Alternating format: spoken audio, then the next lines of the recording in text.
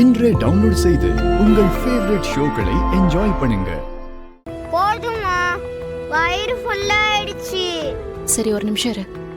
சரி, நீ தண்ணி குடிச்சிட்டு போய் தூங்கு. நானும் அம்மாவும் சாப்பிட்டு வரோம். அத்தை, அப்பா எப்ப வருவாரு? அது உனக்கு பிடிச்ச மாதிரி வீடு பார்க்கணும்ல, அதான் நல்ல வீடா பார்த்துட்டு உன்னை வந்து கூட்டிட்டு போவாரு. அம்மா, அப்பாக்கு ஃபோன் பண்ணலாமா? இப்பதான் நான் ஃபோன் பண்ணி பார்த்தேன்டா. ரொம்ப டயர்டா இருக்கான், தூங்கிட்டாராம். சரி, அப்ப நானும் போய் தூங்குறேன். புது வீட்ல போய் ஜாலியா இருக்கலாம். இந்தாம்மா,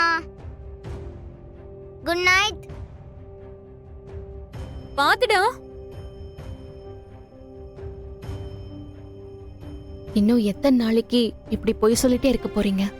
ஏன் ஆதி மட்டும் எத்தனை நாளைக்கு அப்பான்னு பொய் சொல்லிட்டு இருக்க போறாரு? அவர் சொன்ன பொய் உண்மைதானு அவருக்கு தெரியணும்னு நாங்க நினைக்கிறோம். இதுல என்னடி தப்பு இருக்கு?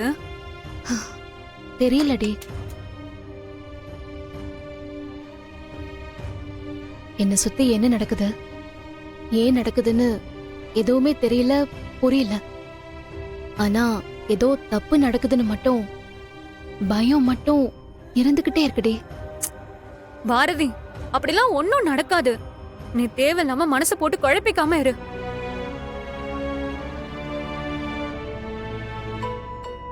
இங்க பாரு பாரதி, நீ ஆதிய எந்த அளவுக்கு லவ் பண்ண, அவரு உன்னை எந்த அளவுக்கு லவ் பண்ணாருன்னு கூட இருந்து பார்த்தவன்ற முறையில நான் சொல்றேன். நீயும் ஆதியும் ஒன்னா இருக்கிறது தான் சரி. கேளதா, எனக்கு மட்டும் அவர் கூட சேர்ந்து வாழ விருப்பம் இல்லைன்னு நினைக்கிறியா? அவர் என் கூட சண்டை போட்டுட்டு போயிருந்தா அவர் காலில் விழுந்து கூட கன்வின்ஸ் பண்ணி கூட்டிட்டு வந்திருப்பேன். ஆனா அவர் என்ன வேண்டான்னு தூக்கி போட்டுட்டு போயிருக்காரு.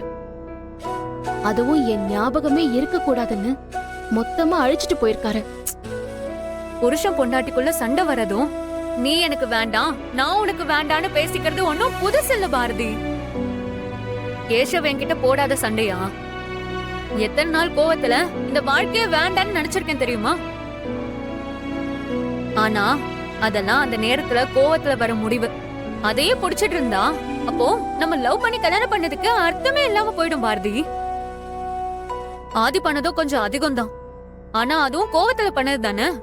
அத மறந்துரு பாரதி. திரும்பி ஆதி அவன்கிட்ட கொண்டு வர்றதுக்கு என்ன வழின்னு மட்டும் யோசி. எனக்கு அந்த நம்பிக்கையே இல்ல லதா.